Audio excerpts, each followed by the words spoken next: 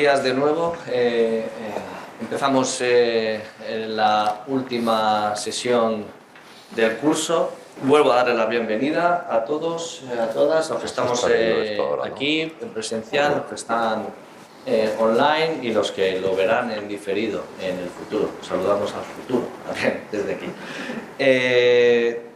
Vamos a terminar este curso de Cultura de la Memoria en España, Política, Filosofía, Literatura y Arte, de la mano del crítico en arte Alfonso de la Torre.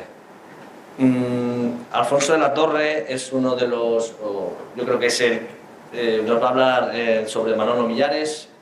Yo creo que es el mayor especialista en la obra, en la vida, en toda la trayectoria de Manolo Millares, un artista que considero, comparto con él absolutamente la pasión por este artista, que va más allá del arte.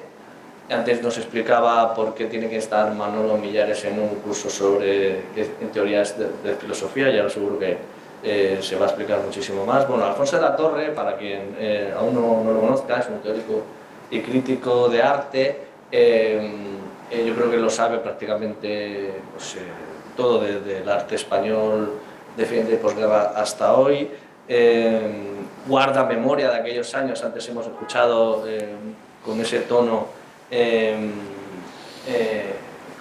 propio de Carvajal, decir que el Paso no está suficientemente representado en las instituciones, pero por lo menos la crítica literaria o un crítico literario como Alfonso de la Torre sigue en la brecha y le dedica muchas horas y muchas obras. Aquí tenemos alguna de ellas.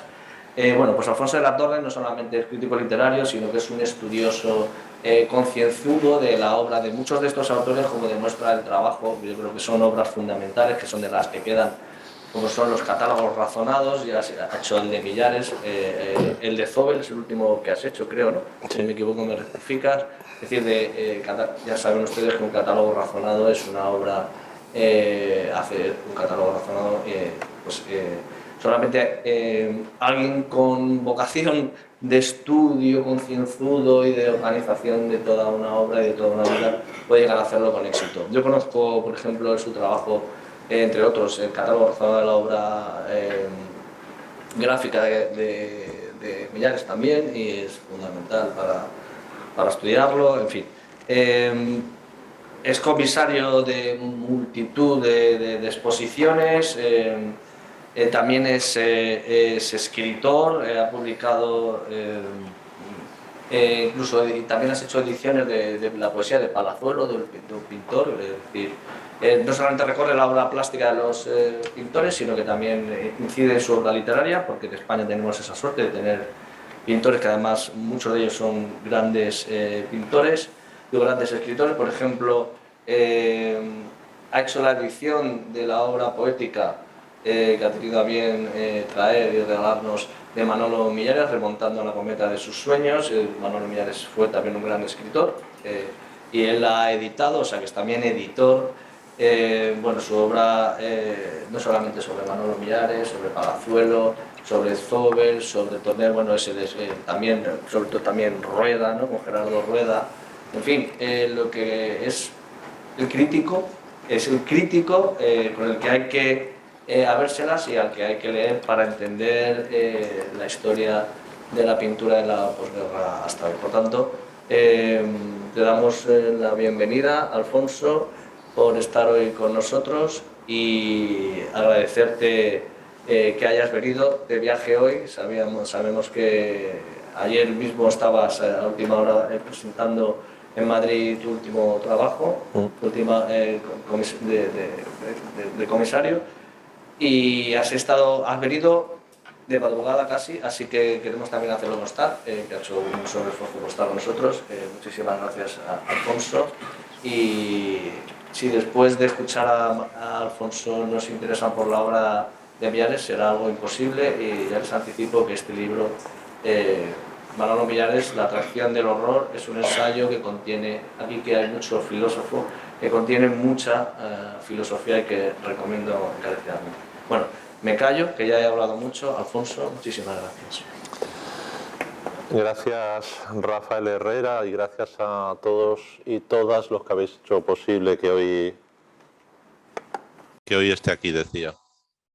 Gracias, por tanto, Rafael Herrera, María del Rosario Andreu, Juan Luis Sánchez. En este curso que venía antes comentando en el camino desde el tren, Cultura de la Memoria en España, Política, Filosofía, Literatura y Arte, imagino, ya me han dicho antes Juan Luis que ya se había planteado, no sé si podríamos cambiar el título por estos tiempos y llamarlo Cultura de la Desmemoria. Os traigo recuerdos de Elvireta Escobio, viuda de Millares, 92 años, y de sus hijas Coro y Eva, que con ellas compongo una parte del llamado Comité Millares. Y el domingo pasado, hablándole a Elvireta de este viaje y de este curso, eh, y pensando en lo que vamos a llamar el caso de Rafael Herrera, le dije a Elvireta, que se ha viajado a Las Palmas de Gran Canaria, está allí unos días, que los aficionados a la obra de Millares, los millarescos no tienen términos medios, los millarescos son muy millarescos nada más. Estas palabras de hoy podemos decir que se abastecen de fragmentos, de imágenes y lecturas, en especial de imágenes que funcionan aquí como vestigios indiciarios, utilizando la voz de Walter Benjamin. Hay mucho material inédito, les animo a que lo vean. Si no hay inédito, si no es inédito, es difícil de encontrar, a veces difícil de ver, a veces raro. Y luego, por supuesto, que las preguntas que quieran hacerme, estaré encantado. Y de todos modos, en fin, a través de la UNED me podéis encontrar. Ya me han dicho que se queda aquí un residuo cósmico para siempre, pero a través de un perfil de Instagram con mi nombre me podéis encontrar también. Esto será apenas una hora. Os recordaré que hablamos de una vida breve, la de un pintor que murió con 46 años, pero que fue muy intensa. Y luego, en este ciclo fílmico que ha inaugurado Rafael Herrera, vamos a poner una película de unos 20 minutos que filmó Millares con Elvireta, que es difícil de encontrar. Ahora la hemos colgado en YouTube hace muy poco. La película se llama 1970 y tiene que ver con el pensamiento de Millares. Ganó uno de los premios del Festival de Cine Amateur de esos años, de los años 70. Y ahora la hemos digitalizado y con ayuda de un amigo nuestro, Joan Gómez Alemani, con quien me he escrito unas cuantas cartas en estos últimos años, se ha mejorado el color y el sonido y desde luego la oportunidad de verla de la mejor de las formas posibles. Bueno, estas palabras quiero dedicárselas a Valeriano Bozal, recién fallecido, que en marzo de 2016 tuvo la gentileza de presentar en el Reina Sofía, en la Central, ese libro que ha enseñado Rafael Herrera y que ha elogiado. Se lo agradezco. Valeriano tuvo la gentileza de presentarlo y se lo agradezco mucho. Lo editó G9 Ediciones en 2016. G9 es un conjunto de universidades públicas de Cantabria, Castilla-La Mancha, Extremadura, Islas Baleares, La Rioja, Navarra, Oviedo, País Vasco y Zaragoza, así como la Universidad de Murcia como entidad colaboradora.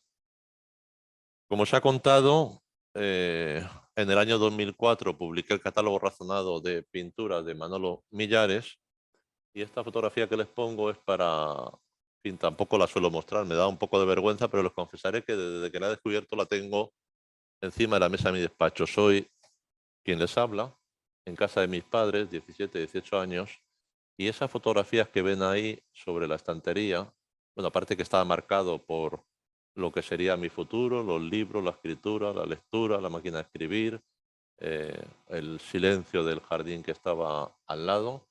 Esas fotografías son del cementerio civil, que estaba muy cerca de mi casa, en donde estupefacto uno leía, era, bueno, en fin, para la secular tradición católica de la cultura española, pues el cementerio civil era un sitio, podemos decir, especial, ¿no? En donde uno entraba y se encontraba de repente un letrero que decía, Dios no existe. Y se encontraba como unos mensajes, en fin, algo difíciles de entender para un joven en ciernes. Y ahí estaba la tumba de Millares, que era un artista, no me pregunten por qué, con el que siempre sentí mucha afinidad y hice como esa especie de collage que está reproducido en este libro también. Bueno, de tal forma que cuando en los años 2000 yo había empezado a trabajar con Gerardo Rueda en el año 85, trabajé hasta su muerte en el año 96, había conocido a toda esa generación abstracta, no a Millares, que murió el 14 de agosto de 1972. Por tanto no pude tratarle, claro. Pero sí había conocido a toda la generación abstracta que perduraba, en fin, imaginaros los nombres, Rueda, Torner, Zobel, Guerrero, Saura, todos ellos frecuentaban Cuenca, un lugar que yo también frecuentaba con Rueda. En el año 2004 publiqué el catálogo razonado de pinturas que se había gestado ya desde el año 73, en que Fernando Zobel, uno de sus grandes admiradores, parece difícil cuando se expresa así que un pintor, podemos decir lírico como Zobel, admirara la pintura de un pintor tan trágico como podía ser Millares, pero fue su gran defensor. Os aconsejo, si tenéis ocasión de haceros con él, en este catálogo hemos transcrito por vez primera. Esto se hizo este año pasado, 2022, porque se cumplían 50 años de la muerte de Manolo Millares. Y entonces por primera vez se transcribieron los diarios de Zobel, Zobel mirando a Millares, tanto en su vida como en los momentos posteriores a su muerte. Aquí están los fragmentos de ese diario. Y lo primero que hace Zobel cuando muere Millares, joven, y podemos decir, claro, nadie piensa morirse a los 46 años y no tuvo tiempo de organizar su legado. Y rápidamente Zobel es un hombre de cultura internacional que había estudiado en Harvard, que tenía viajero, conocedor de todos los museos, de la historia del arte, etcétera. Enseguida entendió la importancia del catálogo razonado. Catálogo razonado, como dice mi editor, Ladislao Azcona, el editor de los catálogos razonados, es la madre de todos los catálogos. Siempre utiliza esa terminología. Ya sabéis que es el censo completo. Lo había empezado Juan Manuel Bonet en el año 73, lo había seguido Miriam Fernández Moreno y en torno al año 2000 recogí toda esa documentación y en 2004 se publicó. Luego publiqué el de la obra gráfica. En fin, hice su primera exposición retrospectiva tras el catálogo razonado. Cuando haces un catálogo razonado te permite un conocimiento del artista nuevo, distinto, que no tiene nadie, porque al final has pasado por toda su obra y los historiadores a veces nos alimentamos de los recursos existentes, pero cuando tienes oportunidad de enfrentarte a toda su obra puedes tener otras nuevas formas de narrar. Manolo Millares, La destrucción y el amor, luego diré por qué se titula así. Luego Pierre Matisse, a través de Aquabella Galleries, me pidió que refiriera a la presencia de Manolo Millares en Estados Unidos, porque, como he explicado antes en la intervención, el éxito de Manolo Millares fue extraordinario en Estados Unidos siendo artista de Pierre Matisse. Es la explicación de qué hacen 4 artistas españoles exponiendo en Nueva York. Pues se la debemos a Miró, a quien le hemos visto en alguna fotografía de reportaje de Rafael Herrera. Rafael Herrera nos ha mostrado 2 o 3 fotografías en las que estaba Miró. Miró da consejo a Pierre Matisse sobre cuáles pueden ser los artistas que podrían representar la nueva pintura española y uno de ellos es Manolo Millares. A Far Cry, vestigio de ceremonia sobre la presencia de Manolo Millares en Estados Unidos, fue otro texto que publiqué para el catálogo de Aquabella. En 2015 se reeditaron La memoria de una excavación urbana, que fue un libro difícil de encontrar porque lo publicó Gustavo Gili en el año 73.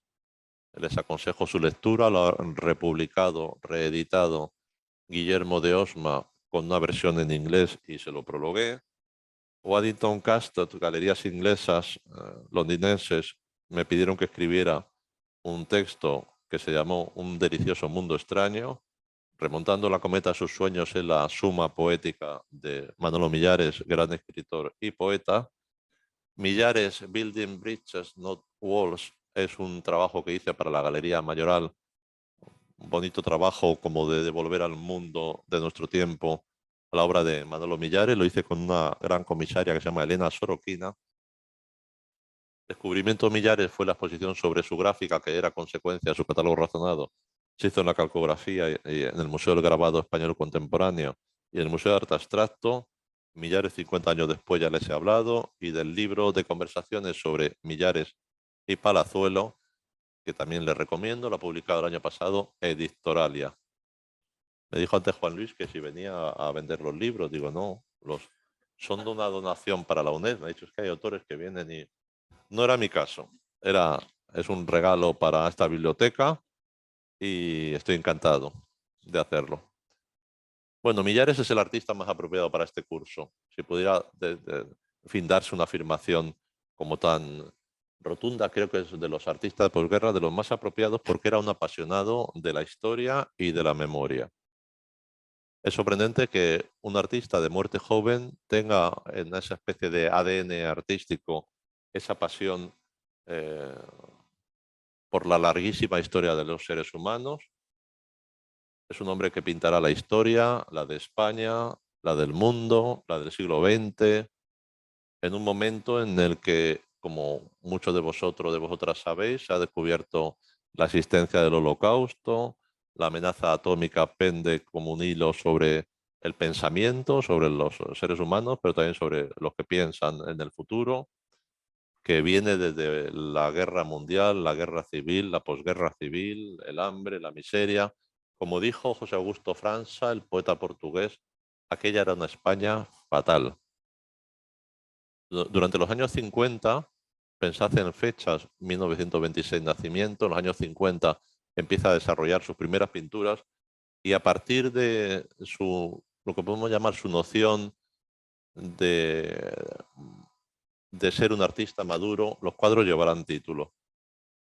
Y esos títulos revelan la necesidad de la historia. Es un coleccionista de la historia, apasionado de la arqueología. En aquel tiempo era posible buscar objetos, en fin, ya sabéis que eso ahora está restringido, pero antiguamente la gente buscaba objetos eh, arqueológicos, los encontraba, los coleccionaba, etcétera, etcétera. Vamos a la primera carpeta. De hecho, cuando empezamos por la primera, sí. Cuando pasaremos, puedes pasar más o menos rápido por ellas. Cuando haga sus ediciones gráficas, prácticamente todas sus carpetas que componen la suma de su obra gráfica están dedicadas a la historia. La primera se llama Mutilados de Paz, luego hablaré un poco sobre este tema. Mutilados de Paz, creo que no hace falta que se diga mucho. En 1964 el régimen franquista proclama los 25 años de paz. Su padre muere en el año 1965. Él dice que su padre fue el primer mutilado de paz que conoció. Curiosamente, estos días que releía cosas de Valeriano, le leía una entrevista y decía Valeriano, aquel tiempo era un tiempo mutilado, utilizaba ese mismo término. Es el pintor de la paz mutilada que va a mi padre, el primer mutilado de paz que conocí. Luego hablaremos de su padre. Y por tanto, este mutilado de paz, esta carpeta de gráfica, está hablando de eso, de la historia. Además de mutilado de paz, hará otra carpeta que se llamará Torquemada. Torquemada, no hace falta que dé muchas explicaciones sobre su vinculación con la historia. Luego hablaremos de este artista apasionado también de la historia de la Inquisición. Luego explicaremos las razones. Torquemada con un poema de Padorno. Siempre hablaba, alguna vez me contó Elvireta que la razón de la pasión por la Inquisición en Millares tiene que ver, bueno, primero luego hablaremos de su bisabuelo, de Agustín Millares, pero también me contaba que la familia había recogido numerosos legajos de la Inquisición que iban a ser arrojados al mar por un trapero, podemos decir, en aquellos tiempos, y que recogieron, eh, en fin, ahora es una época de archivística, y en aquel tiempo pues las cosas se sustanciaban así. Esto es Torquemada con el poema de Padorno. Este es el poema de Padorno. En fin, todo esto es como una pequeña muestra de cómo de alguna manera, a través de su obra gráfica, Millares era un tipófilo, le he llamado, porque era un gran amante de las técnicas gráficas y de alguna manera era como dejar sus libros para el futuro. Sus libros son libros que hablan de la memoria, hablan de la historia. Y ahora vamos a Auto de Fe. El siguiente libro, Auto de Fe, que evidentemente sí es, ha mirado a Goya, es una edición de apenas 20 ejemplares que están hechos a mano. Cuando digo a mano, en fin, todos los grabados se hacen a mano, pero quiero decir que esas carpetas que veis, el aspecto externo de las carpetas, está hecho con letra set, es único, lo hacía Elvireta, por eso la veremos ahora en dos colores. Auto de Fe viene de nuevo de la mirada sobre la Inquisición, puedes ir pasándolas. Y eso es el aspecto externo de la carpeta. Y a través de estos grabados, 4 puntas secas, tan importante como esta carpeta que hacen Abel Martín y Sempere, es unas hojas separadoras que recogen fragmentos de la Inquisición. Ahí hemos visto uno, pásame al anterior, es que si no tengo que buscar. Azotes por razón de opinar que a Dios nada le iba en esta historia. Pasamos al 2. Soga y Coroza porque dijo no cuando debía decir sí. Son fragmentos reales de juicios de la Inquisición. El siguiente, por favor. Quemado en estatua por revelar su dicho. Y el cuarto, sanción de mordaza por declarar que tal palo no sudaba. Bueno, durante toda su obra hará homenajes y revisitaciones al miliciano de capa, al guerrillero muerto, a las vanitas. Y realmente, puedes ponerme eso sí. Eso se sustancia en unos cuadernos que compra en Praga y que se convierten en una especie de diarios que justificarían, podemos decir, su pintura. Esta podemos ir siguiendo, ¿no? A través de esos diarios vais a entender fácilmente la pintura de Manolo Millares. Hay una imagen, podemos decir, mítica, que es la de los colgados de la Piazza de Loreto. De ahí saldrá una carpeta, luego si tenemos oportunidad la vemos, que se llamará precisamente Mussolini. Y esa es la primera hoja de los cuadernos. Estos cuadernos, yo he publicado alguna vez algunas fotografías, no es fácil verlo. Millares ha ido con Manolo Rivera a un descampado en una curva de Arganda, así está descrito, y va buscando objetos, en muchos casos, claro, son desechos de la contemporaneidad. Y todo el cuaderno está dedicado a mostrar su vida y su vinculación con los cuadros. En la imagen anterior hemos visto un fragmento de lo que creo recordar que es un artefacto, las chapas metálicas, los objetos que va encontrando en ese vertedero. Es un sitio que él adora, como lo haría el grupo Zag. En la siguiente imagen vemos varias imágenes que podemos decir inspiran a Millares. Una de ellas es, en fin, casi mítica, son los zapatos recogidos en los campos de concentración. Voy a leer unos fragmentos de Primo Levi. Ya sabéis que hizo la conocida trilogía, recomendable para quien no la haya leído, Si esto es un hombre. Y cuando escribí Manolo Millares, La atracción del horror, releí a Primo Levi y seleccioné algunos fragmentos. Tenemos que ponernos en filas de 5, separados 2 metros uno de otro. Luego tenemos que desnudarnos y hacer un acto con las ropas de una manera determinada, las cosas de lana por un lado y todo lo demás por otro, quitarnos los zapatos, pero tener mucho cuidado para que no nos los roben. Digo en el libro este que los zapatos, cuando son intercambiados y se pierden, pueden provocar la muerte en los campos de concentración por las heridas, por el estar el pie en contacto con el frío, etcétera, etcétera. Al asunto de la importancia del zapato en el campo de exterminio le dedica Levi numerosas reflexiones. Es el origen del conocimiento, el signo del recién llegado, a quien se hace creer que en la enfermería distribuyen zapatos de cuero para pies delicados. O también, añadida a la pericia, si un zapato hace daño, dice Primo Levi, hay que acudir por la tarde a la ceremonia de cambio de zapatos. En ella se pone a prueba la pericia del individuo que en medio de un increíble montón tiene que saber elegir con un rápido vistazo un zapato, no un par, que le esté bien, porque una vez que lo ha elegido no se le permiten más cambios. Los zapatos no son un elemento más en la vida del exterminio. La muerte empieza por los zapatos. Si no son bien seleccionados, provocarán la muerte dolorosa tras largas caminatas e infecciones entre la nieve. Y no creáis, decía Primo Levi, que los zapatos en la vida del campo de exterminio son un factor sin importancia. La muerte empieza por los zapatos. Se han convertido para la mayoría de nosotros en auténticos instrumentos de tortura que después de largas horas de marcha ocasionan dolorosas heridas, las cuales fatalmente se infectan. Bueno, es un fragmento de Levi que explica un poco lo del montón de zapatos. Y en ese momento Millares recoge artículos de prensa, como veis, con imágenes horrorosas, no menos horrorosas, por cierto, de las que nos sirven hoy los medios de comunicación.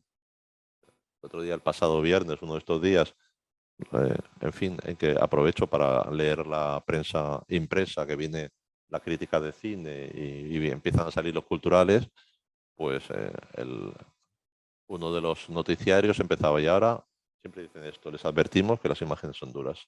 7 de la mañana, un tiburón se come a un bañista.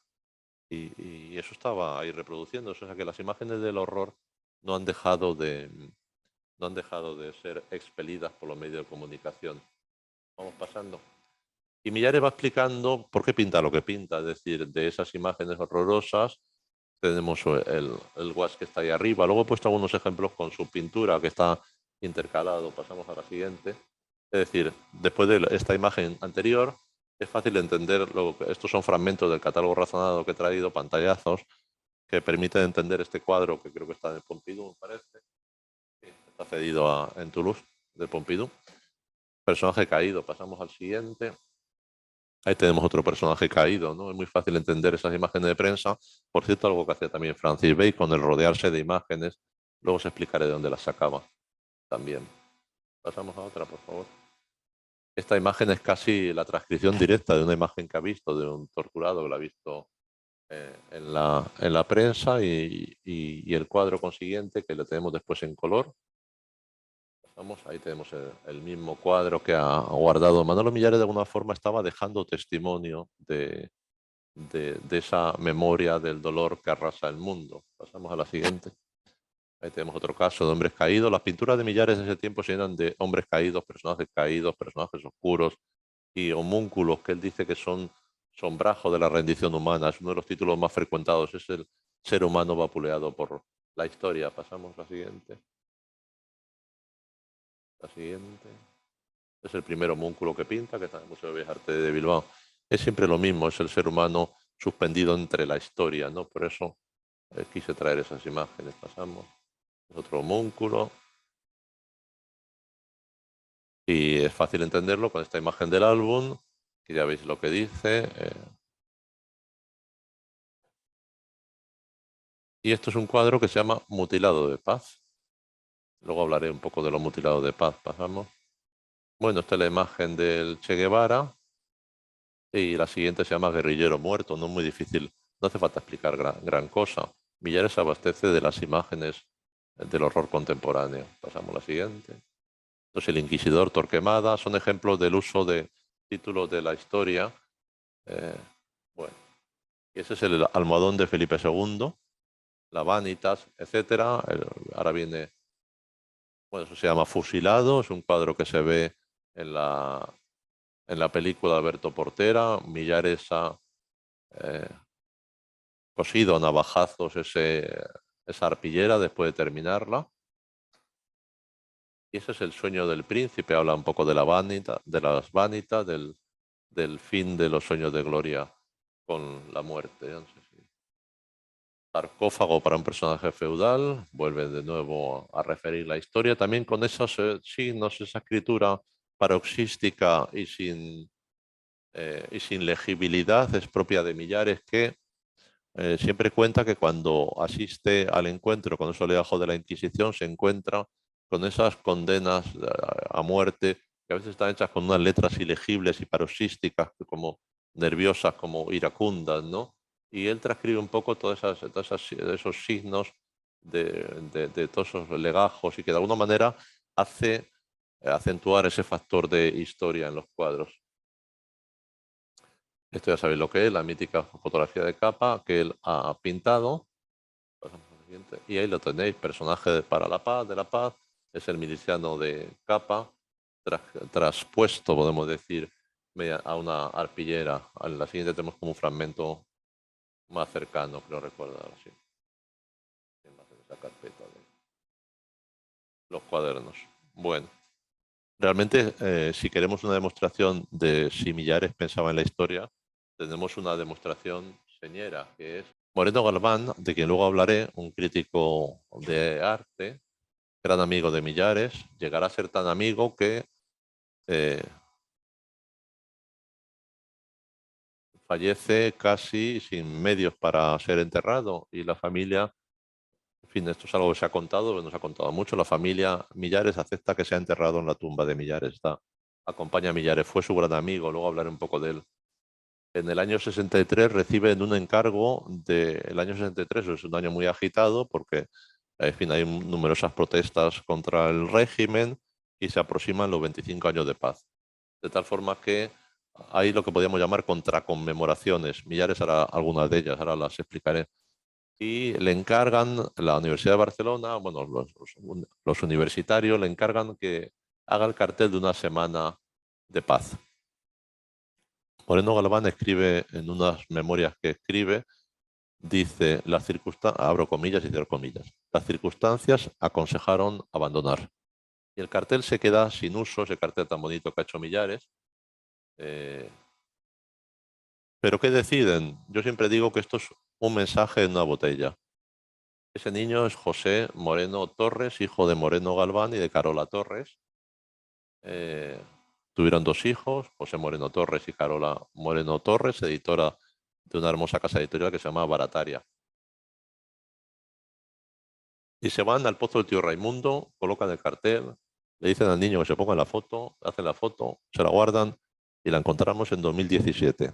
Su primera aparición es en este catálogo. Por eso digo que es un mensaje que atraviesa la historia en silencio y de alguna manera nos devuelve a la historia, a su sentido real, ¿no?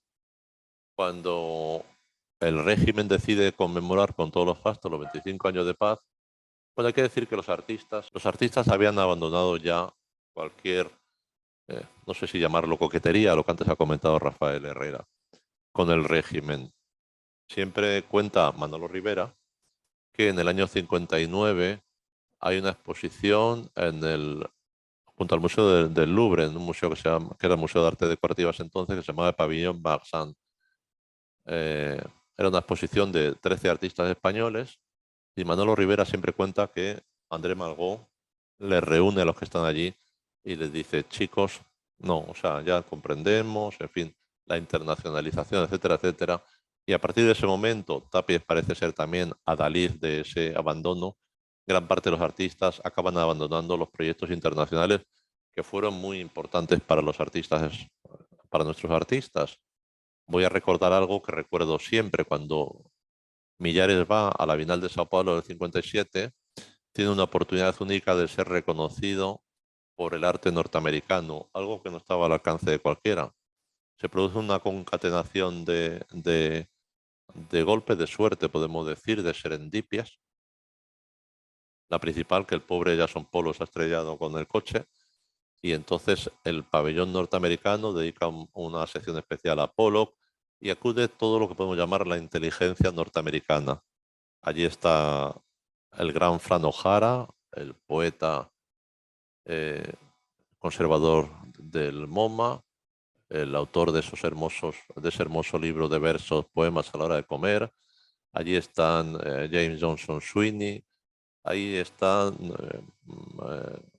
todo lo que he llamado antes la inteligencia americana, que se encuentra con la obra de Millares, que llega hasta tal punto de conmoción que el MoMA compra un cuadro ya. 1957, Bienal de Sao Paulo. Hasta tal punto el éxito de Millares, otro lo compra Philip Johnson, el arquitecto, y otro lo compra James Johnson Sweeney.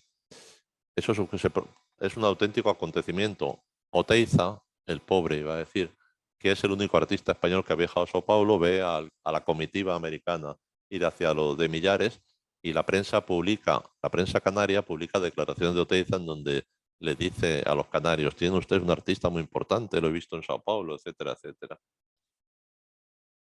En el año 63, Manolo Millares es invitado a través de una acción que podemos decir es impulsada por César Manrique, por los escaparates del Corte Inglés, a hacer lo que podemos llamar una intervención, ahora se llamaría una intervención. Quiero decir que los escaparates no tenían por objeto la venta, sino que eran cajas vacías en donde se producen lo que ahora se llaman intervenciones. Es un programa que reeditamos en 2005 que luego perduró otros 15 años. En 1963 hace ese escaparate, que son unos bidones llenos de alquitrán, pasamos a la siguiente, que encuentra en una carretera en la curva de Arganda, posiblemente las fotografías que hemos visto anteriormente. Compra unas sandalias de esparto en el rastro, que para él simbolizan la fatiga de los seres humanos, el trabajo, etcétera, etcétera. Los bidones de alquitrán son bituminosos, quedan restos de alquitrán y por el efecto calórico de los focos se empiezan a derretir. Imaginaros la escena, ¿no? El caparate, el alquitrán cayendo, etcétera, etcétera. Uno no sabe cómo se pudo permitir esto. Sobre todo porque el asunto causó auténtica conmoción en la vida, como diremos, pacata de los madrileños, que se paseaban el 17 de marzo del 63 por la calle Preciados y empezaron a ver pues una malla metálica de Rivera, un bosque hipnótico de Manrique, una mano que salía del escaparate que era de Pablo Serrano como ósea y tenía una especie de bomba que hacía que una mano se moviera hacia el espectador. Rueda había colocado una especie de torso de mujer pintado en tonos chicle, en tonos rosáceos. En fin, fue un auténtico acontecimiento. Y Millares, todo este largo preámbulo es para decir que tituló a este escaparate 125. Como las teorías son libres, siempre he pensado que de alguna manera estaba ensayando sus artefactos para la paz, porque ya en el año 61 había escrito a un crítico, Enrico Crispolti, sobre cómo podemos decir que las arpilleras habían descendido al suelo, habían aparecido sus primeros objetos. Y crea sus artefactos, bueno, esta es la de 2005, una fotografía bastante mala, que reeditamos, y crea sus artefactos para la paz. Sus artefactos para la paz son 3, se subtitulan Artefactos al 25. Podemos decir que son la contraconmemoración de los 25 años de paz, que entendemos todos, Millares lee como una especie de sentido bélico. Como veis, están entre tanques y barricadas, entre lugares asolados por el dolor, por el duelo, por la herida, etcétera, etcétera.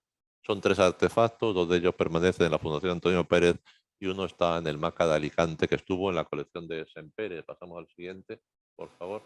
Eso es la casa de Sempere, con el hermoso Cristo porque no se ha contado, en fin, y ya se contará, otra cuestión de los artistas de ese tiempo, que fue, en fin, no es el tema de hoy, la colonización hasta ser capaces de hacer nuestro primer museo democrático en Cuenca.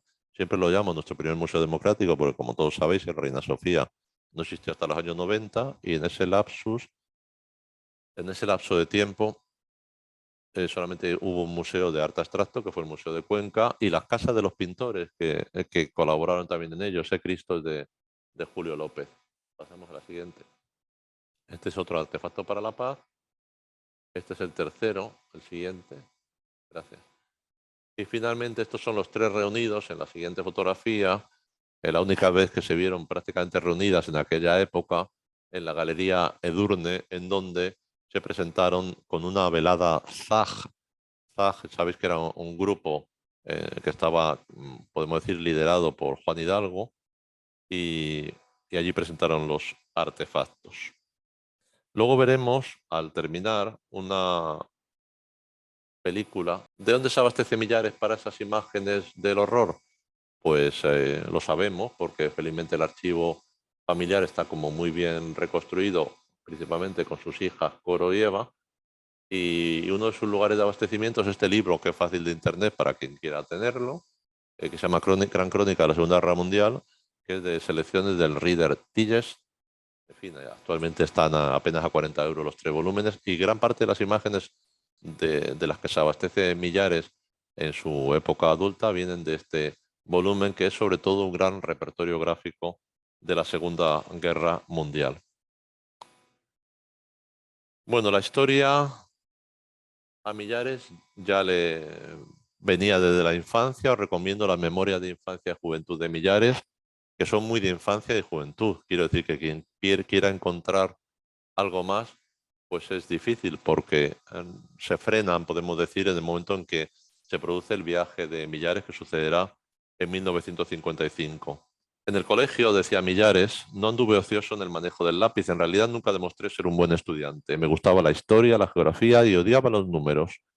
Durante las horas de clase no hacía otra cosa que dibujar hasta tal punto que el bueno del maestro, de quien olvidé su nombre, me dio por caso perdido y ya cansado me enviaba afuera a dibujar al patio o a la fachada del colegio que una vez realizado mi trabajo hacía enmarcar y colocar en las paredes. Millares es el bisnieto de Agustín Millares Torres. Agustín Millares es el gran historiador canario, 1826-1896. Su padre fue profesor de filosofía, ahora hablaré un poco de él. Pero Agustín Millares Torres fue autor de varias historias sobre Canarias, además de ser novelista, músico.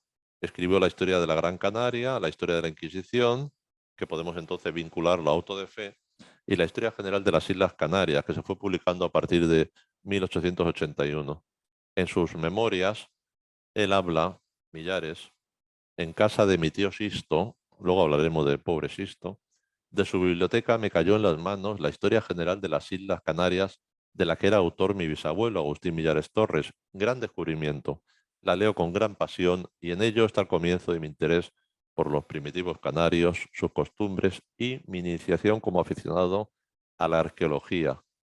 Millares, nacido en el año 26, en los años 30, 35 o así, está leyendo revistas familiares. Su padre era republicano, dice Millares, republicano de don Manuel Azaña, y podemos decir que pagó las consecuencias, porque realmente fue represaliado hasta su muerte prácticamente. Me parece que fue rehabilitado en torno al año 60, murió en el año 65.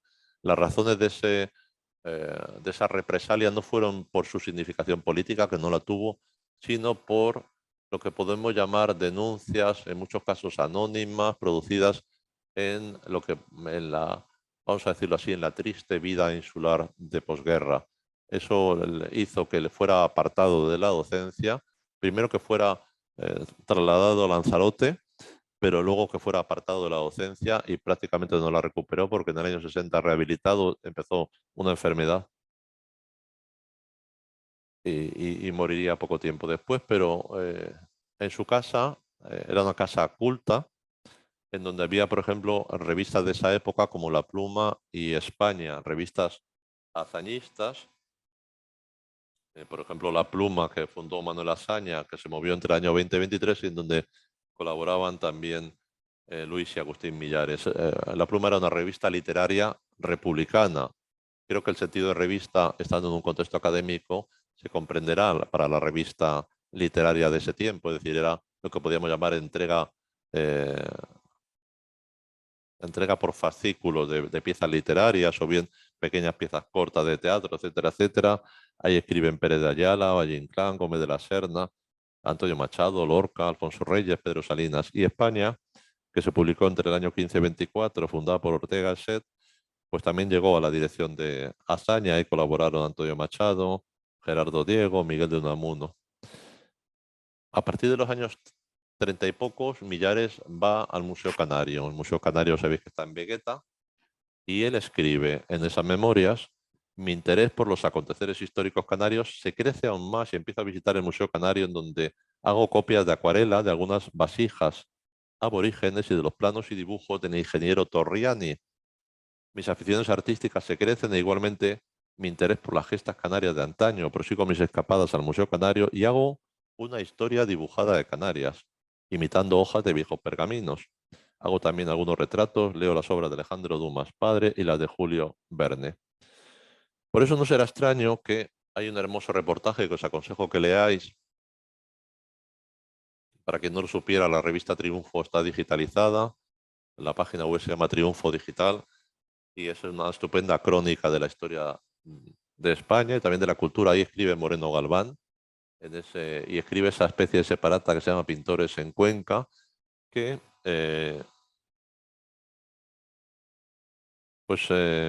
publica un artículo en el que habla del encuentro con Millares en Cuenca, donde se encuentra desde el año 64. Lo publica en el número del 25 de septiembre del 65. Y dice que Manolo Millares y Elvireta, su mujer, buscan la presencia cercana de la historia humilde y sin historia, la ligazón íntima que hay entre los hombres y las arqueologías. Transitar por Valeria o por Segóbriga es situar los pasos sobre los pasos de otros hombres, nuestros semejantes. De hace 1500 2000 años, Manolo Millares va a Cuenca a rastrear recuerdos. En Belmonte nació Fray Luis, por Alarcón pasaba el infante don Juan Manuel, en García Muñoz murió peleando Jorge Manrique, íntima y pequeña. Su casa sería apenas una caja de resonancias para vivir esos recuerdos con Elvireta, con su mujer, con Eva, su hija. Moreno Galván fue el autor de una conocida introducción a la pintura española actual, publicada en el año 60. Fue autor de un libro también bastante conocido que se llamó Pintura Española, la última vanguardia, y es siempre como un hermano que acompaña a Millares, van juntos. Él había nacido en la Puebla de Cazalla. De alguna manera, la presencia de Moreno Galván permite comprender otro asunto que a veces os preguntaréis de dónde viene, que es la presencia de flamencos como Pepe Menese, con Juana Mordó, y mezclados un poco con la galería de aquel tiempo. Francisco nace en la Puebla de Cazalla, que es el lugar donde nace Menese, donde nacen muchos cantantes flamencos, y tiene un museo, el Museo Moreno Galván, y se desplazó a Madrid a raíz de su servicio militar y ya se quedó, estudió periodismo e hizo crítica de arte. Fue uno de los primeros críticos de arte que hubo en España. Hay que decir, volviendo un poco a la conversación anterior sobre la crítica de arte, que en España la crítica de arte, no voy a decir que no haya existido, pero tardó en existir formalmente, cuando no fue retardaria, podríamos decir algunos nombres, ¿no? Moreno Galván fue el caso de una crítica avanzada, capaz de mirar a la escritura de otros pensadores de las formas plásticas. En el año 62 viajó al mítico homenaje a Machado en Collioure y formó parte de Ruedo Ibérico, una aventura de la que se habla en el último catálogo, este que os he hablado, de Millares, la editorial eh, que desarrolló en París numerosos proyectos de ediciones de libros difíciles de publicar en España. Fue detenido y provocó una gran oleada de contestación en el mundo del arte, con artistas que se dirigieron a la entonces Dirección General de Seguridad, y tuvo que ver con otro acontecimiento, que es el Museo de la Solidaridad Salvador Allende, que fue un museo sin sede hasta la recuperación de la democracia en Chile, y que a través del impulso también de Miró, Moreno Galván se ocupó un poco de recopilar piezas. Moreno Galván era el que decía en la revista Triunfo, si ponéis Manolo Millares hay dos artículos, este es uno y el otro se titula En la muerte de Manolo Millares, ese no está. Es en el número 517 de Triunfo. Ya digo que está digitalizada, es muy fácil la búsqueda. Y Moreno Galván hace una clara definición de su amigo Manolo Millares. El grado de amistad de Moreno Galván y Millares era tal que en este artículo que os digo, la muerte de Manolo Millares, 26 de agosto del 72, ya he dicho, Manolo Millares muere el 14 de agosto, habla de cómo Manolo Millares, que muere de un tumor cerebral, pues en los últimos 2 años, claro, ya prácticamente deja de pintar, y ese último verano lo pasa en un pueblecito donde Moreno Galván y su mujer Carola Torres tienen un molino, me parece que está en Salas de Arlanza, se llama ese pueblo, y ahí pasan el verano hasta que Manolo Millares fallece casi unos días después. Y Moreno Galván habla un poco de esa situación y define lo que antes se ha llamado el instinto de historiador. El regeneracionismo estaba en la entraña de toda su persona y llegaba naturalmente por vasos comunicantes a su propio arte. Millares era un español de la estirpe de Joaquín Costa, con algún ramalazo unamuniano. Su vida y su arte fue un permanente sermón contra el oscurantismo y contra los homúnculos de la cultura. Claro que en aquel tiempo todo el paso era regeneracionista. Aparentemente, con la adopción aformal, trataba solo de pelear contra la dictadura de la vieja forma, de la que procedía del mundo clásico. Pero era mucho más que eso. Era la manifestación visible de un impulso invisible por inconsciente que trataba de aniquilar todas las viejas estructuras. Al cabo del tiempo podemos ver lo que entonces parecía una actitud apocalíptica contra la cultura de la forma. No lo era tanto. El aformalismo no fue el apocalipsis, sino solamente la regeneración. Cada uno de aquellos ángeles exterminadores ha recuperado de una manera o de otra un cierto sentido de la forma. No es que se hayan vuelto conservadores, es que consiguieron ser innovadores. Manolo Millares era tal vez uno de los más conscientes respecto a todo lo que se abandonaba en el camino y respecto a todo lo que se adquiría. Por eso, precisamente, por eso tenía como un instinto de historiador que le hacía buscar pedruscos y monedas. Y tal vez por eso también, porque nadie amaba más que él lo que estaba dispuesto a sacrificar, casi como disciplina cívica, había en él esa especie de sentimiento trágico de la vida, su ramalazo unamuniano que se transparentaba en su pintura. Permitidme que en un contexto académico hable de un modo caprichoso sobre la desgracia que de alguna forma puede ser motora de la creación. Decía Jean Genet que no se es artista sin que intervenga una gran desgracia. Y el libro de La atracción del horror se abre con un bonito verso de Thomas Bernhard, que uso a veces, muchas veces, que dice: salvaje crece la flor de mi cólera.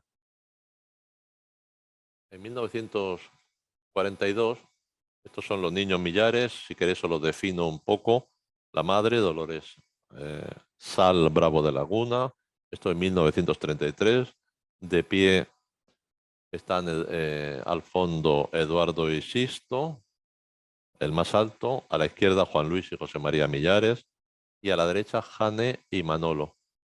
Agustín no aparece en la foto y Yeye y Totoyo nacieron más tarde, eso ya percibís todos, que era la playa de las Canteras en Las Palmas. En el año 42, hace falta volver a la historia, pasa a la primera página. Esa.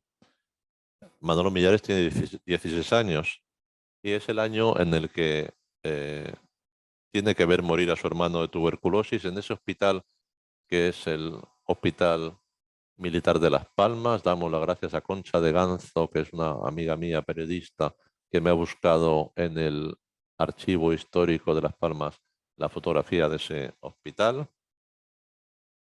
Y entonces ven el pobre padre de Millares, en fin, abandonado a su suerte, y el niño Millares, deciden publicar un libro póstumo de Sisto. A ver, pasa, a ver, sí, esto es bastante curioso porque es una fotografía posterior, pero han hecho lo que ahora llamaríamos un fake, porque aunque es de los años 60 y Sisto ya está muerto, le han colocado ahí al final ese hombre con bigotito, era Sisto Millares. Pasamos la página. Y entonces cuando muere Sisto de tuberculosis en ese hospital militar, publican 6 poemas suyos, Noche Eterna, que está unido, pasamos por favor, a un retrato de Manolo Millares, que está basado en una fotografía, pero parece que Manolo le ha puesto los ojos vidriados y que preceden de una cita de Maupassant, que traduzco: abrió su puerta para irse, pero se detuvo sobre el umbral, sorprendido por un esplendor de claridad lunar tal que apenas se veía, ¿no? Y un prólogo de su padre, que luego leeré. Imaginaros, sí, por la fotografía, por ejemplo, imaginaros la escena, este era Sisto Millares, 20 años. El padre Flébil, el hijo justo, se encuentra con esa situación. El pintor ve a su hermano veinteañero morir en la horrible placidez de un hospital de tuberculosos, el sanatorio, como luego lo describe, que Juan Millares, el padre, describe como si hubiese sido lanzado al azar como una ficha de dominó sobre el tapete verde del paisaje. En sus memorias, dice Millares, era la víctima elegida, tenía que caer alguien para que se descorriera el velo increído hasta entonces por la familia de nuestra más negra miseria. Se lo llevó la trampa y no quedó ni sombra de su vida, diría Agustín Millares. Y os leo el prólogo, que es breve, que escribió el padre para ese librito de poemas que le regalan a la memoria de Sisto Millares. Describe muy bien la situación. Aquello tuvo todas las características de una pesadilla, rapidez y nebulosidad propia de un mal sueño. Hay que aclarar que el padre era profesor de filosofía. Largo y fatigoso extendíase el camino ante mi vista. Era como el cauce reseco y accidentado de un torrente bordeado de tuneras y pitas enlazadas por punzantes hierbas que se desplegaban como la trama de un burdo encaje. Por entre los pedruscos asomaban los escamosos cuerpos de los lagartos amodorrados bajo el espléndido y ardoroso sol de una mañana de septiembre. Abajo, en el fondo del valle, sobre el siena y verde de las tierras y cercados, destácase crudamente el sanatorio como una enorme ficha de dominó arrojada al azar sobre el campo. Es el doble 6. Puntos negros de una negrura intensa en el blanco lechoso de la ficha. El punto extremo tiene la vaguedad misteriosa, tristeza o alegría de una ventana abierta a la esperanza. Y llegué. Todo era allí bullicio, movimiento. Parecía un hotel en día de fiesta, en día de muchos turistas. ¿Y qué turistas? En viaje de recreo hasta el país del que nunca se regresa. Sonaba la radio, oíanse risas y conversaciones en voz alta, y sin embargo había en todo ello algo falso y una nube invisible pesaba sobre el ambiente como un negro presagio de desgracia y de muerte. Allí estaba ella. Estaba en sus ojos redondos como boliches, resaltando bajo los cárdenos párpados sobre su rostro de una lividez de cirio. Estaba en su boca, que apenas destacaba sobre el color del rostro, en aquella boca sedienta de besos maternales que no pudo alcanzar en su última hora, y estaba sobre todo en sus manos, que queriendo abarcar la vida, se cerraron para siempre sobre el horrendo vacío de la nada, y entonces sentí que algo se desprendía de mi espíritu, que algo, pequeñito en apariencia, pero grande y sublime en realidad, huía para siempre de mi lado. Sentí la angustia sensación de que empezaba a morirme, algo que era 20 años después. Y en el año 45, 3 años después, el padre publica Horas Grises, Manolo retrata al padre, Juan Millares le dedica el libro a Dolores Sal, madre de mis hijos, y también algo madre mía. Desvalido Don Papas, como le llamaba Millares, ese hombre sin carácter que pintó Millares. Por eso, vamos a pasar a ver algún retrato. Esto es una fotografía tomada por Sisto Millares de lo que se llama el Charco de San Ginés en Lanzarote, en donde la familia se marchó durante la Guerra Civil. Ahora vamos para atrás. Ese es Juan Millares, hombre alto, de iniciada panza, pelo rubio, sobrepronunciada calva, dice Millares, profesor auxiliar de Filosofía y Letras en el Instituto de Enseñanza Media. La madre es esa mujer menuda a quien la prole numerosa no le merma en su belleza, no es inteligente, dirá Millares, pero tiene carácter y cierta sensibilidad para la música. Mi padre, dice Millares, es inteligente pero carece de carácter. Y os leo esa bonita descripción que hace Millares del padre en sus memorias. No sirvió nunca para luchar en circunstancias adversas. Era en cierto modo un hombre débil, y este mismo fallo, pese a ser un hombre inteligente y de una gran bondad, hizo de él una víctima arrastrada por la desgracia que nunca logró remontar. Esta misma situación de su carácter le obligaba a evadirse, y la bebida fue uno de sus medios de combatir la cortedad. Pasando por alto este mal menor, guardo en mi padre el más hermoso de los recuerdos, ya que siempre le tuve en el más alto concepto. Su calidad intelectual, su inteligencia, su sensibilidad poética nos llenó siempre de claridad, alimentando nuestra propia sangre y nuestras ideas con esa parte de la que hoy me siento deudor. Le estoy muy agradecido a don Papas, nombre familiar que le dábamos a mi padre, por lo que de él aprendí en humanidad. De él nos queda su vida y no su muerte. Camino de la conclusión, solamente quería decirles, en fin, hablarles de eso que escribió José Augusto França, poeta portugués. Ese fue el autor de la gran monografía de Millares que se publicó en el año 77, que la publicó Polígrafa. Manolo vivió en el sentimiento trágico de una España fatal. Genocidios antiguos y matanza de su lienzo le llenaron de cadáveres y de lutos los lienzos, pero poco a poco retrocedieron hacia la esperanza de una luz renovada. Este texto lo escribió França en el año 2006, que cuando hice la retrospectiva de Caixa Galicia le pedí que escribiera algo para Millares.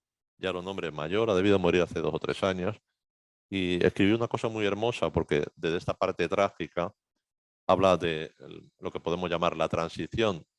Esa luz se encendió en España y en Portugal años después de la muerte del pintor, pero se encendió como siempre se enciende, y él fue uno de los pocos artistas de mediados del siglo XX en saberlo, en la esperanza oceánica del mundo. Yo creo que podemos pasar al documental. Ha sido recientemente, ya he dicho, remasterizado como Toro Salvaje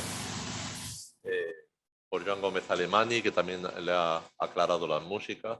Es un documental que era raro de ver porque se hizo, no recuerdo si en Super 8 o en 16 milímetros, y entonces no existía. Ahora se ha colgado, tiene música de dos grandes músicos que son Pierre Henry y Pierre Schaeffer, y dura apenas 20 minutos y permite comprender, aparte de ver en vida a millares, quiero decir que ahora que hasta cualquier personaje tiene, en fin, ya sabéis, cosas en movimiento, los artistas de esos años es muy raro verlos en movimiento, y en este caso pues podemos verla Millar en 1970, sí.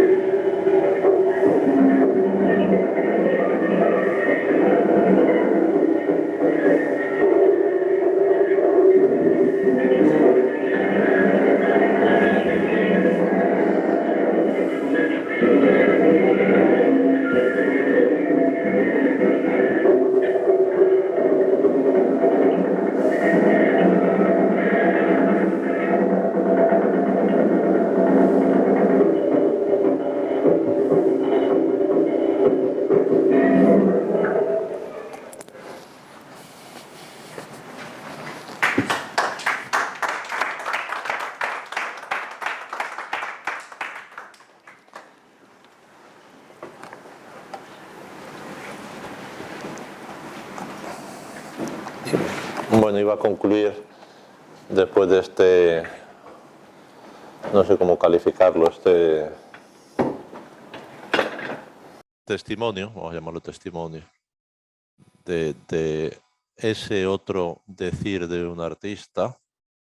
Damos las gracias a la familia Millares que nos ha permitido el uso de esta película con estos fines científicos y educativos. Damos las gracias a Joan Gómez Alemany, que ha hecho lo que ahora se llama, en fin, como remasterización de lo que fue en tiempos un VHS, luego pasado de DVD, etcétera, etcétera. A quien le interese más sobre este documental, decirle que recientemente hemos hecho Joan Gómez Alemany con ayuda de un improvisador que se llama Josep Lluís Galiana, que es también el editor del libro este Editoralia, unas nuevas músicas realizadas in situ para esta película, que para los interesados aclararé algo sobre la ficha técnica de la misma que la música es de Pierre Henry, expresionisme en 1952, música sin título, Le Voile d'Orphée, Tintin 4 y Astrologie, y de Pierre Schaeffer, Trois digressions, Bruitage, Études au chemin de fer, Poétique, Études pathétiques, Une échelle sur sonore, y de Pierre Schaeffer y Pierre Henry, Symphonie pour una échelle, que la película se inicia con una introducción escrita que igual no se ha dado tiempo a leer, pero que os la leo.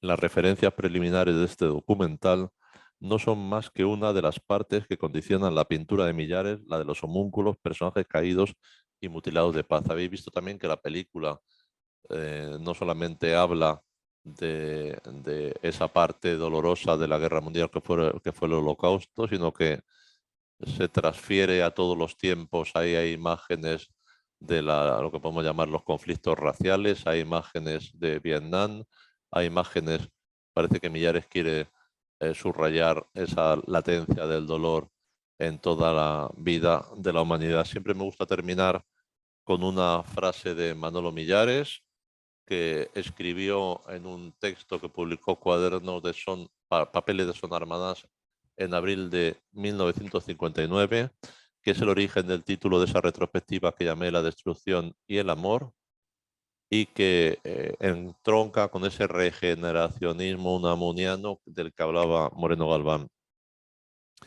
Decía Millares: la destrucción y el amor corren parejos por páramos descoyuntados.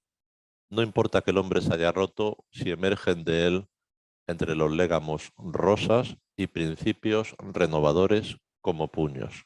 Gracias.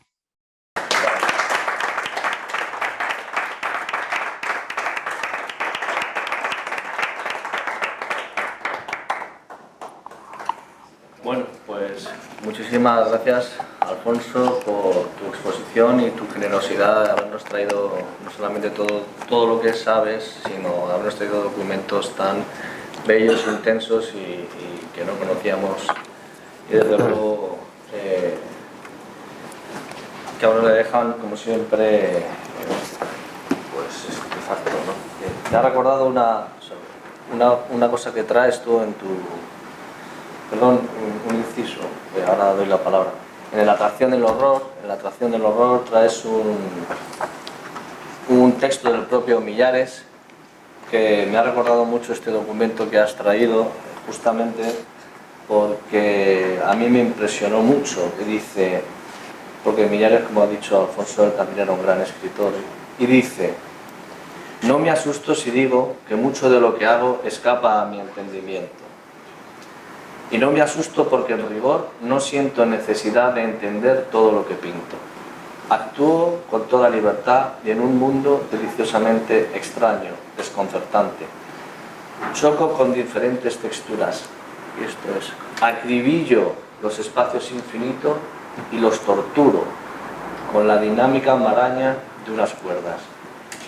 Leer esto y haber tenido la oportunidad de verlo, de ver a Millares, pues la verdad es que es un documento impagable, por lo menos, y además abunda en lo que queremos, ¿no? Hacer memoria más allá del contexto. Así que, bueno, abro turno de preguntas, sugerencias, comentarios. Bueno, para los que no ven al público aquí, que están allí, a ver, bueno, la verdad es que estamos un poco impresionados. Hay otro documento, este sí lo conocía, en el que aparece el propio Millares, pero no es de esta misma, el propio Millares haciendo de sí una arpillera en la que él se encierra, ¿no? Como en una... Sí, no forma parte de este tipo, de esta... es una película a la que llamamos 1966 por el año de su rodaje. Un neurólogo, amigo de los artistas y de los primeros que, en fin, que en sus viajes trae una cámara, ya digo, no sé si era Super 8, 16 milímetros para uso doméstico, decide grabar a los artistas. Es el autor de un conocido documento que se llama Guerrero pinta un cuadro, y efectivamente hace como una corta película rara de ver, entre otras cosas porque Alberto murió hace unos años y podemos decir los derechos están en suspenso, aunque, en fin, mucho la hemos visto. Concretamente, en los últimos años de Alberto le sugerí que la digitalizáramos para que no pasara eso que pasa a veces con los legados, que las cosas pierden, al final, se desvanecen casi, y está digitalizada.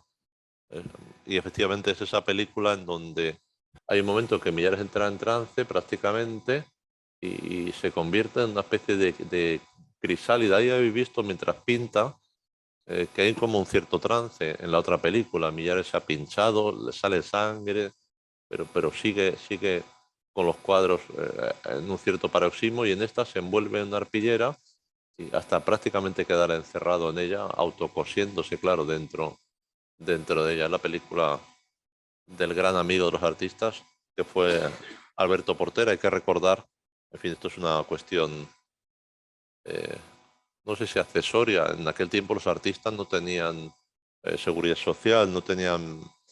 Y entonces siempre tenían a Alberto, que fue el médico que les acompañó siempre en vida y en su muerte, porque a través de su oficio, aunque no fuera su especialidad, él asistía siempre a los artistas también en sus momentos finales, y fue un magnífico compañero de viaje. Está en la fotografía inaugural de Cuenca del Museo de Arte Abstracto, casado con una francesa, Catherine Portera, y fue un hombre estupendo.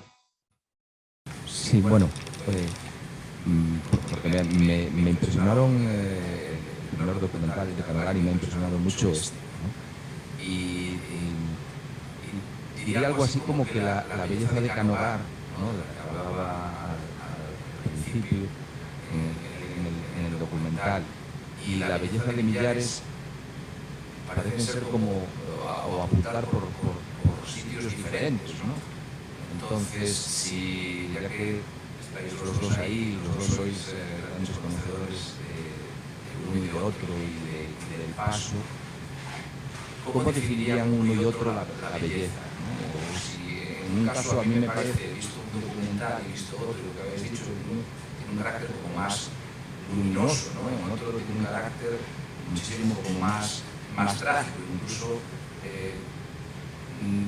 parece difícil conectar el término belleza en el sentido de Canogar con el que se puede ver a la hora de trabajar, y además creo que se plasma materialmente muy bien de Millares, ¿no? Entonces, si podéis decir algo sobre si comparten ambas bellezas o ideas de belleza, o de lo que se puede tener por belleza en uno y otro, algo, si no, si a lo mejor lo que digo ni siquiera tiene algún sentido. Pero me ha llamado la atención el contraste entre los cuadros de uno, sobre todo en esa última etapa, los de otro, la manera de trabajar, y detrás, al fondo, pues la idea de belleza, ¿no? Porque está la idea detrás de la idea de belleza de uno y de otro, si comparten algo, si no, en fin, si me podéis decir algo sobre eso. Y felicidades, por supuesto, por la exposición y las consideraciones.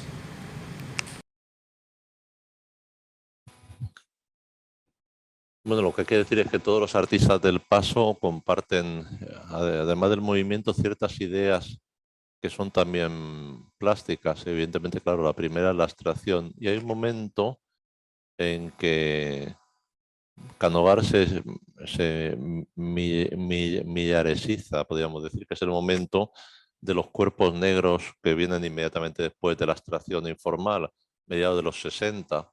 En ese momento llega hasta tal punto de compartir con Millares lo que podríamos llamar ideario, que utiliza algunos de los sistemas de reproducción similares a los de Millares, es decir, a través de eso lo reprodujimos en el catálogo del CEAR, a través de imágenes de prensa. Muchos de esos personajes incinerados, podríamos decir, de Canogar, esas esculturas de cuerpos yacentes, de cuerpos dolientes, de cuerpos que se enfrentan al mundo, vuelven de cuerpos casi algunos en sudario, vuelven a encontrarse con Millares, y además se abastecen de imágenes de la prensa. Hay algunos casos, ya digo, que están en el catálogo del CEAR, que está el recorte de prensa, lo mismo como he visto en Millares. En fin, todos sabemos que la belleza nos una. La belleza, podemos encontrar belleza en fin, esa, la última frase precisamente de Millares: la destrucción del amor corre en parejos por páramos descoyuntados. Eh, el mundo bordea la vida, la muerte, etcétera. La belleza no es única, es múltiple, ¿no? Bueno, también yo creo que sí, hay un momento en que se millaresiza Canogar. En el documento que hemos expuesto, claro, es muy diferente porque Canogar tiene una trayectoria enorme, muy larga y con diferentes etapas. No sabemos Millares hacia dónde habría ido. La última etapa, bueno, tú me dirás, Alfonso, parece que se intuye que Millares iba cada vez más hacia un mundo más blanco, donde la presencia del blanco iba ganando terreno. A mí, personalmente, los blancos de Millares me parecen preciosos, como utiliza el blanco. Yo creo que sí, que hay... lo que tiene el grupo El Paso es que no hay una unidad de objetivos, pero estéticamente cada uno son muy diferentes, aunque haya conexiones. Y yo creo que la parte, cuando ya no está Millares ya ha muerto, Canogar sí que recupera esa idea de lo que pasa con una estética ya diferente, sí que se recupera esa intención de dar testimonio, y por eso recupera, y de hecho trabaja la fotografía. Millares empieza a trabajar la fotografía, de dar testimonio del contexto inmediato. Él tiene un texto, Canogar, iba a decir Millares, Canogar, sobre arte político, en el que él lo que pretende es, a través de fotos que extraía de periódicos, igual que Millares, ir más allá del presente para guardar memoria de la tragedia. Lo que pasa es que él lo hace con una estética radicalmente diferente, realista, con obras en varias dimensiones, de 3 dimensiones en este caso. Y en relación ya a la pregunta conceptual de qué es la belleza, pues yo recuerdo lo mismo que dice Canogar en este programa, cuando él habla de la belleza, por ejemplo, de las pinturas negras. Yo creo que es fundamental. Canogar lo dice también.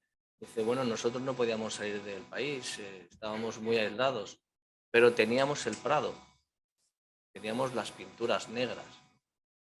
Bueno, son cosas que hemos hablado, que no sale todo aquí. Y dice, esto sí sale, que las pinturas negras de Goya son muy bellas. Una vez despojadas, son muy bellas. Ahora, ¿qué es la belleza? Pues no lo sé. En los diarios de Zober que antes he citado, en fin, no los voy a leer, están publicados, ya digo, por la Fundación Antonio Pérez. Pero sí que les aconsejo que, si tienen ocasión, lo lean, por cómo se enfrenta Zobel a la obra de Millares. Y hay un momento de los más hermosos, en fin, que os aconsejo, que es: Zobel hace el camino Cuenca a Madrid. Y entonces va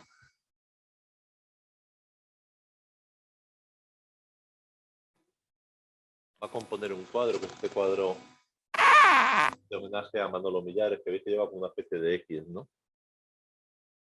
Y en sus diarios escribe cómo nace este cuadro y cómo se demuestra eso de una belleza a otra.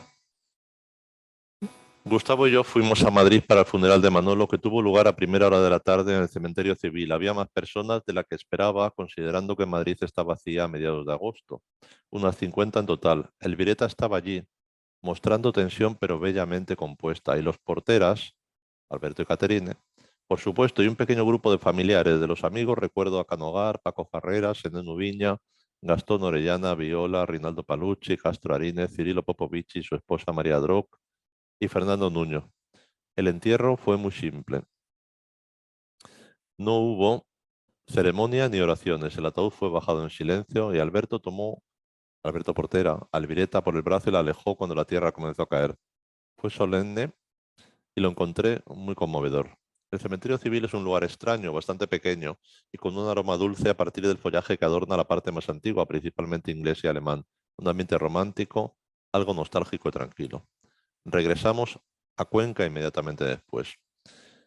El sol estaba bastante bajo y sus rayos horizontales le daban al paisaje un brillo maravillosamente pálido y ácido. Me lo imaginé tachado por una de las grandes X de Manolo. Me gustaría ensayarlo en su memoria. Si funciona, podría dárselo a Alvireta. Ella lo entendería.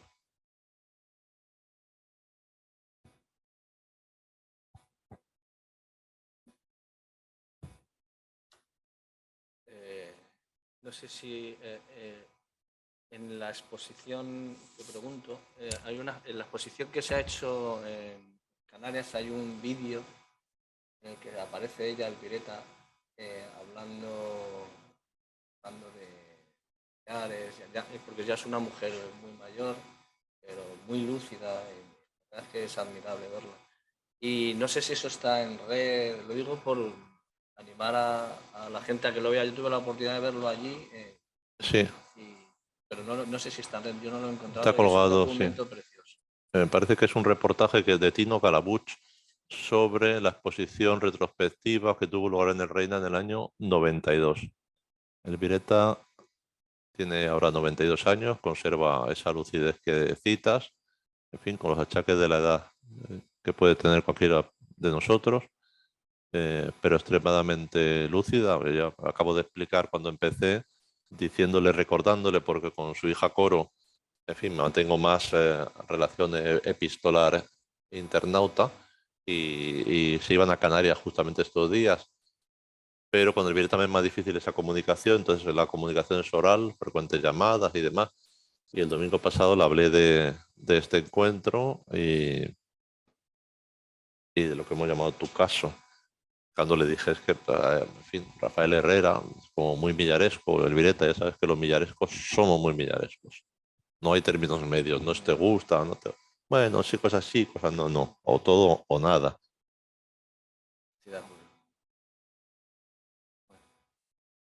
¿Quieres decir algo Elvireta ha más? sido gran pintora que perteneció al grupo LADAC, los arqueros del arte contemporáneo. Se desarrolló con ellos, se expuso con ellos, que es uno de los primeros encuentros renovadores en la plástica de esos años 50, que conecta con la plástica catalana que es Dau Alset, porque la primera renovación, podemos decir, en el año antes del 57 había más años, y en los años 50 se crea Dau Alset, y la primera conexión de los canarios sucede a través del ámbito catalán, que era como más avanzado en el mundo de las galerías. Ahí estaban los salones del jazz, eh, y había como un ambiente que luego podemos decir que se derivó a Madrid, porque sin ánimo de cansarles, les diré que además del conocido exilio, en fin, ya sabido, especialmente hacia Latinoamérica, hubo otro exilio no menos pavoroso, que lo digo muchas veces, que fue lo que llamo el exilio centrípeto. Los artistas de la península, no digamos los insulares, los artistas canarios se embarcaron en un mítico viaje generacional en donde estaba Manolo Millares, Alejandro Reino, Martín Chirino, Manolo Padorno, entre otros que recuerdo, en ese buque que llegado desde Buenos Aires hacia la ruta Buenos Aires-Vigo, pasando por Madeira, y allí en los camarotes un poco de tercera clase viajaron los artistas. Siempre cuenta Millares que llegaron a Vigo y que gran parte de los gallegos que llegaban desde la pobreza también de Latinoamérica vestían sus mejores galas para desembarcar en Vigo, y no fue menos pavoroso el traslado desde Vigo hasta Madrid, que dice Manolo Millares en sus memorias, fueron alojados en una pensión que merecería, se abren y se cierran comillas, haber aparecido en El Caso, en aquel periódico de crímenes y demás. Este es el Alcántara, el barco en el que viajaron los Millares a la península en octubre del año 55. Bueno, pues si no hay...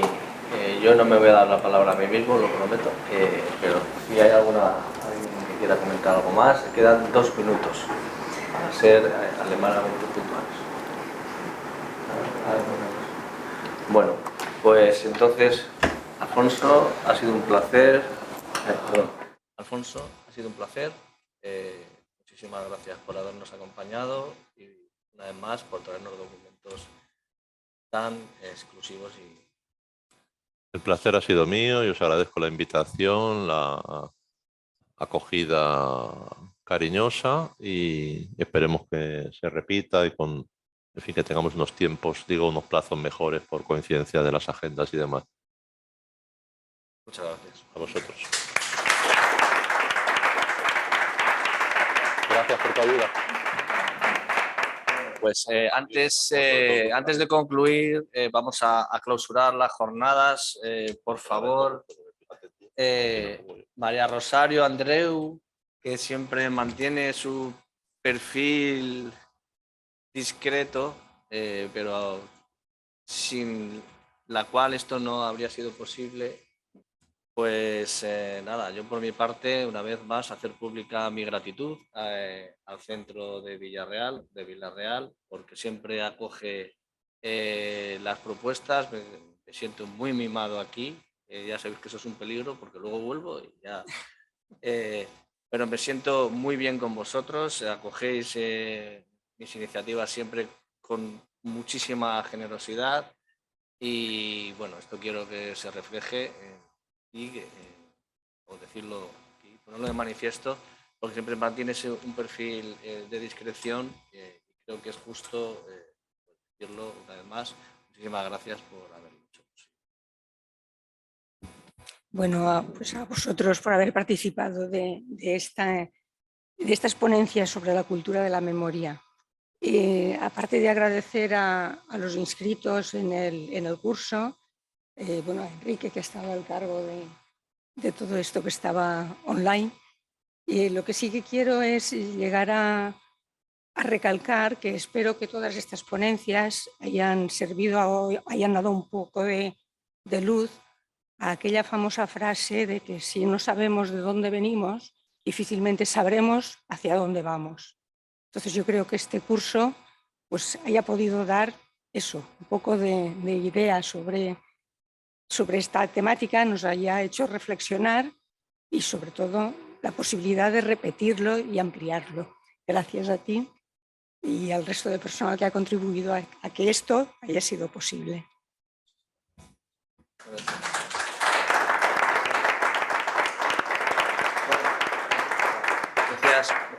Decías Enrique, ¿verdad? Que ha estado aquí. Tengo aquí una chuleta que a propósito también, Lola, Milanova, que ha estado aquí, Inma, bueno, que nos ha ayudado, Raúl, Laura, Fradejas, Enrique, Aicor, lo tengo todo apuntado, porque la verdad es que tienes un equipo, vamos, que nos apoya continuamente y, bueno, quería decirlo, nunca lo digo y pido perdón. Sí, clausuramos un curso a medias. Gracias.